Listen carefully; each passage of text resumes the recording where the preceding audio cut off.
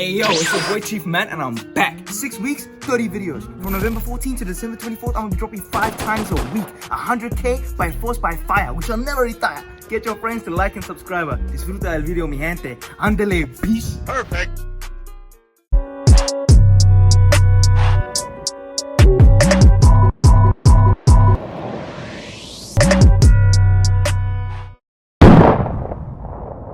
Welcome people, it's your boy Chief Man and we're back with another episode of Keeping It Real. I always keep it straight, I'm not always right. When I finish, there's nothing left. Thank you. Today we're trying something a little bit different. This is a little get to know me shit that all the basic YouTubers do. So basically you guys submitted questions, I haven't really seen them like that. And Shay is asking me as an interviewer. She is here for views. Because views turn into revenue and revenue turns into more wine that I can purchase to consume. And then take me out for dinner as well.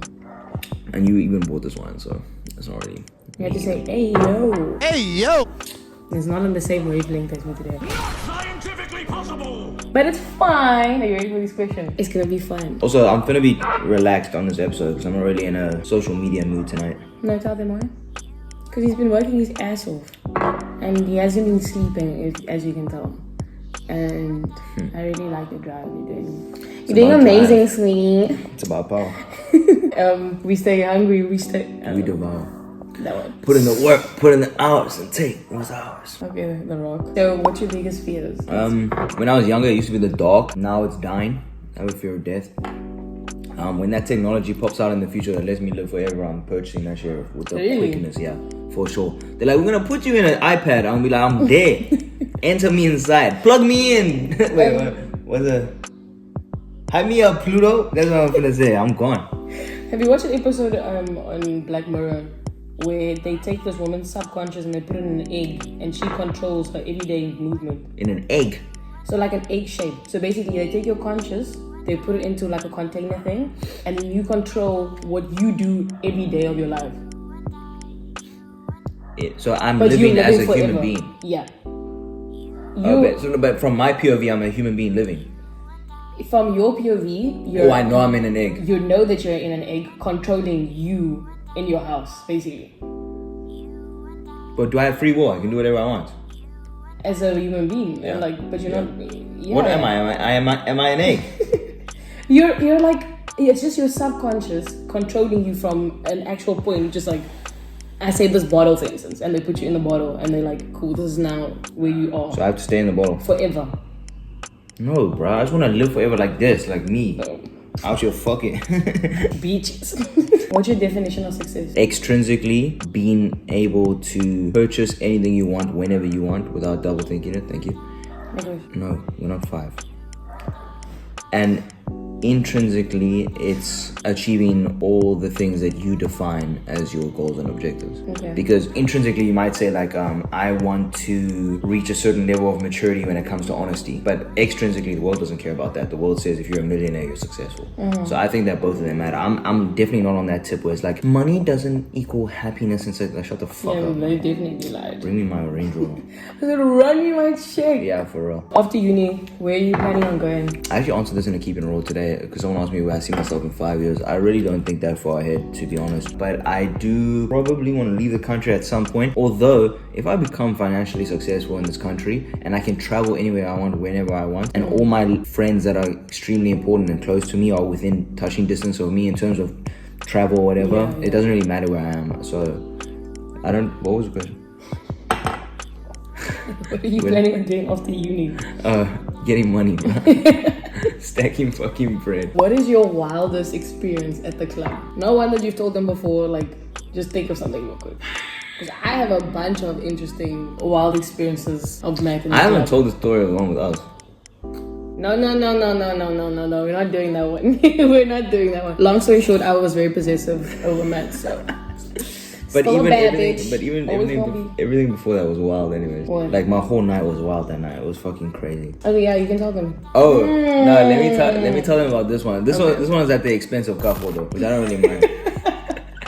So me and couple, actually I might have told this on a video, but it was probably a TFG video or whatever. Long story short, because I want to keep these brief. But we're chilling in a club. It was at it's a dead club. Fuck that place, bro. What's that club? We always used to go to Unique. No, Unique. Unique is bomb. No, Unique. Unique closed down. That one, bro. Wait, Kaho. Oh. No. Not Nightshade. The With the square. That night, With the balcony above and the square below. Bob's. Not Bob's, bro. It's a fucking club. Like, where...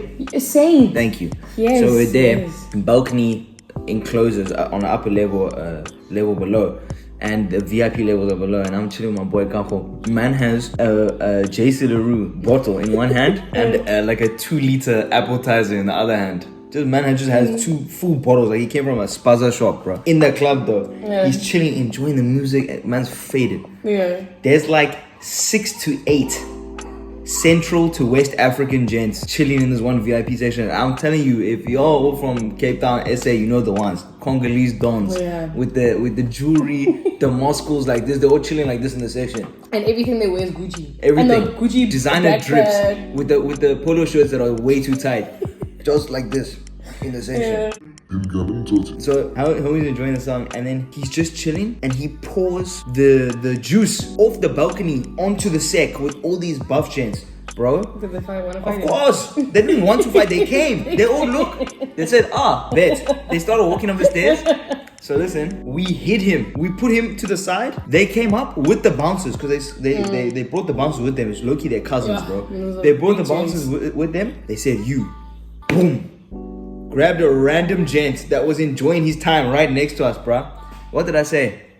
Absolutely nothing, bro. I chose Kaho over this gent, bro. They stripped this gent out the club. He's like, it wasn't me. I was enjoying my time. I said, I was watching like an op boy from the side, bro. I was like this. Just telling you. So funny. But then they figured out it wasn't. They came back. They said, yeah, no, it was you. They took Kaho. They lifted this man on the lower floor, because there's VIP is general sec on lower floor. General section, they're all turning up. Boom, boom, boom, boom. They pick him up by his hands and his legs. They crowd surf him out the fucking club. This guy's so fat, he's like this. So I was looking around on the club. Everyone's cheering like, yeah. And I went outside to chill with him, and then they didn't let him back in, so he just chilled in my whip on it. But that's a pretty wild experience. But the wildest one, with him? I think I stayed with him outside. You're doing that thing where you're half listening to what I'm saying. No, I definitely listen to every the once in a while for conversation. content. Of course, I listen to everything that you said. But that's a pretty wild experience. But it's not my wildest club experience, but she won't let me tell the actual one. Because it wasn't that wild. It was wild for me. Your night was only that little piece, but my night was Everything crazy, else. yeah. What was it? What are we celebrating that night? Why were we out? Me. It wasn't even your birthday. Me. Okay, celebrity crush. Oh, that's a tough one, man. I'll go with like you had a A-list. few. I have tons. I'll go with an A-list celebrity though, like an actual celebrity, not like TikTok crushes and stuff like that, or like IG girls. That doesn't really count. They're not celebrities. Yeah, well, I mean, there's an argument to be had because I mean, if you have 2 mil on TikTok or IG and a bunch of people know you and you're earning bread, 2 mil people know who they are. That's okay. So that's a separate argument. But A-list, I'd say I really, really think that Vanessa Hudgens is beautiful. Okay. Very beautiful, so beautiful. So no particular order, just No. Okay. Georgia Smith Payne. Also, David Dobrik is winning if he settles with that new girl. Her name is not new girl. She's had a crush on him for time, but he aired her. But now she's back in his world. Her name is Wolfie Cindy. I don't really have like a crush on her, but you find her. but she's just stunning. I'll show you her later. She's actually so Payne, like fuck. What happened to Janae Aiko? Tell them your story. Because you used to be a big Janae Aiko Nah, fan. me and Janae are taking a break. We're not talking. We don't connect like we used to. Have you ever kissed a girl after she gave you the guac? Yeah, 3,000 that's standard, bro. with the twister. You gotta say thank you. That's manners. My mom taught me manners. That's good. Yeah, so if she does her job properly, you just say a little thank you, you get me? And I'm not gonna lie.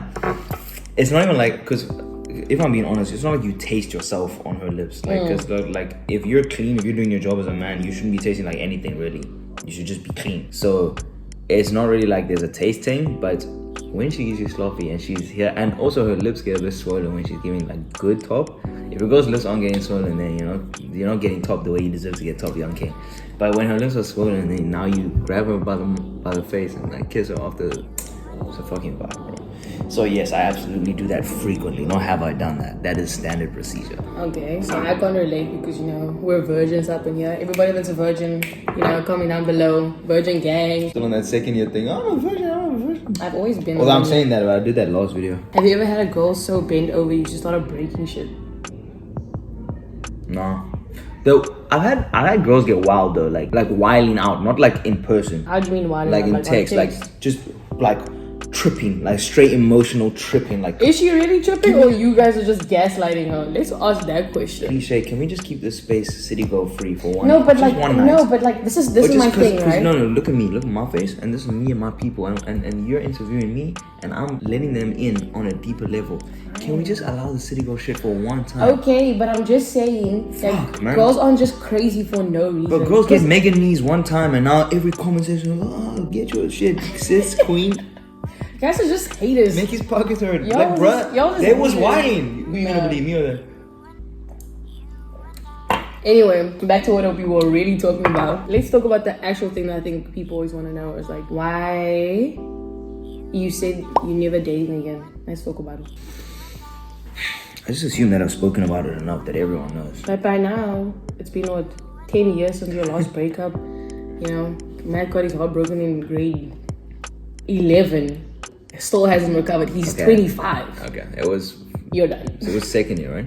Third year. Yeah. It was third year. It was 2018. Yeah. Remember it like it was yesterday. You carry that shit on the chest. Yeah, I really do, man. And I'm never investing in a relationship again because I just can't. And I'm not being like salty. This is one of the videos where it's like I'm not gonna make as many jokes about these sort of things because I'm actually trying to give you like a real perspective into how I think about things. But it's like, to me, it's not worth the risk.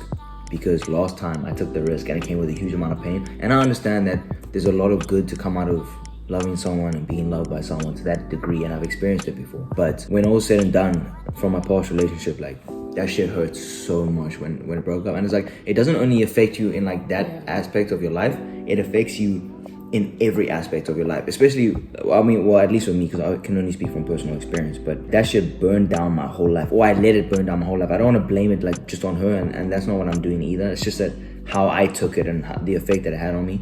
So that already damaged me emotionally, and now to do that again, and then for that shit not to work out again, I'm not ready for that. And I'm finally in a place where like I'm kind of stable as a person, like emotionally, where I can handle my own shit and I can get through my own hardships alone. Yeah. I mean, to a certain degree, obviously you have help from friends and family, but like I'm in a stable place, and for a girl to come and fuck that up for me again, I'm not having that. So you think that you'll never find love? Because I mean, you're only 25. You're gonna be here for a long time. Your views might change. This is the first time I've heard only 25 for time, because y'all stay on my ass about my age, bro. Yeah, but you're only think about it. You're only 25. Like, a lot can happen in the next 5 years. You know, you might even find someone that you actually fucks with, and that person has the same principles and fucking list of things that the other person needs to do in order for them to be loyal to them. Okay. But for now, we're stacking bread. Money first? Bitches after. Okay, I was gonna say love. Shit. If given the chance, would you go back in time and change the mistakes you've made or not? Yes. I know a lot of people say that like mistakes mold you and like you learn from them, and like that's why they wouldn't take back their mistakes, because it grew them into the person that they are today. But there's definitely some shit that I've done in the past where I would 100% take it back, because mistakes are called mistakes for a reason. Like, there are times where you slipped up as a human being, and I know obviously like I try and be careful about this, like in the videos that I put out, because you guys don't know me on a personal level. You only know what I put out to you.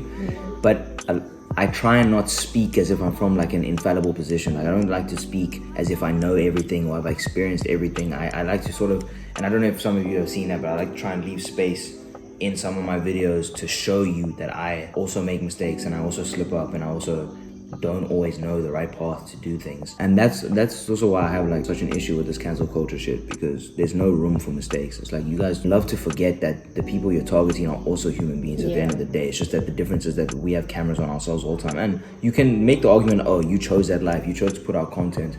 Yeah, we did, but we didn't choose to be treated like we have to be perfect angels all the time. I would love to have a video where like I speak about my mindset when producing content for you guys, because there's so much thought that goes into what I put out. Like what I just said, like I try and include pieces where I make fun of myself or make sure that you guys know that I'm not perfect. And then I also include pieces where I try and present myself as a real person, and I don't try and present myself as like I'm this perfect image, so that you guys try and get to know me for who you really are. For who I really am, and like you like me for my personality. So like when I fuck up, you're like, oh, Matt fucked up, but he's still Matt, and like we have all these things we love about Matt, but you don't look at me as like, oh, Matt was supposed to be this good guy and he's not. He's a big face. Which is like, I think that like having that expectation on anybody is unrealistic, only because, like you said, people make mistakes all the time. Yeah. and some people just get more shit for the mistakes that they did. But I think there was someone like posted a quote or something saying that like once you learn new information, you're allowed to have your opinion change about certain things. And if you're in the limelight, if people see you on a daily basis, they just assume that you are gonna do the right thing. But you also sometimes don't know what the right thing is given the moment or what happens. And people hate giving people the opportunity to change. Oh my! But then they want to preach about like you have to change your behavior, and I'm like, okay, cool, but apply that same thing to your life. Let's talk about that. Yeah. That's what I don't like about cancel culture, because like everybody wants to say all this shit, but then when I'm like, okay, cool, now apply it to your life. Now you start doing better, and then you can't because. Yeah, but okay, let's not give attention to cancel culture. Okay. Don't give screen time to that shit, bro. What is the biggest lie you've told me? Probably nothing. You never lied to me before.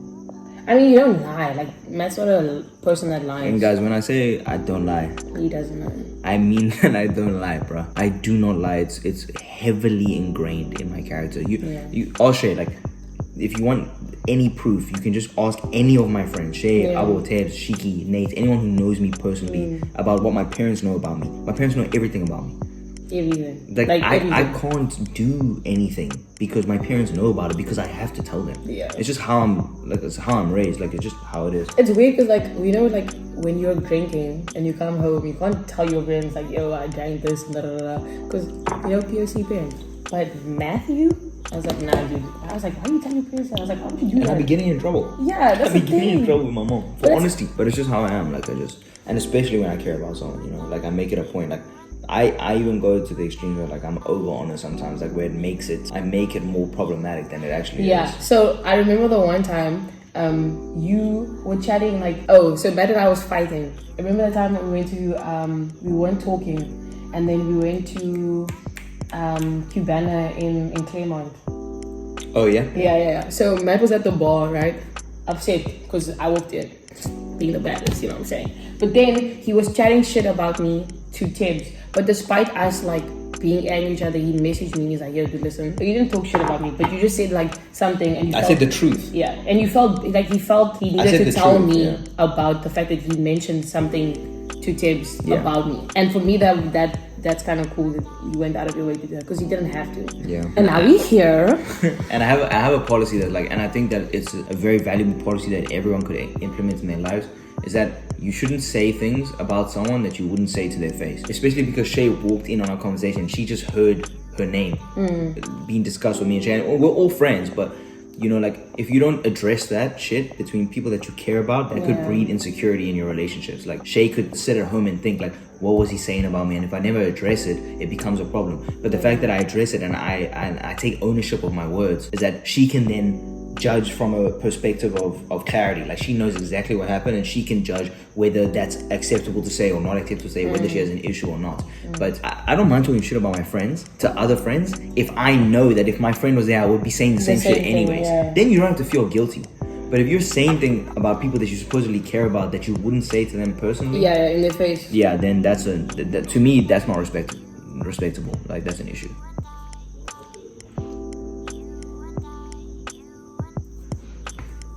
Tell us about all the countries you've lived in, because as you all know, Matt has traveled. He's a traveler. Let's start from the beginning, because like there's a few times where like Matt tells me stories even after like our 5 years of friendship.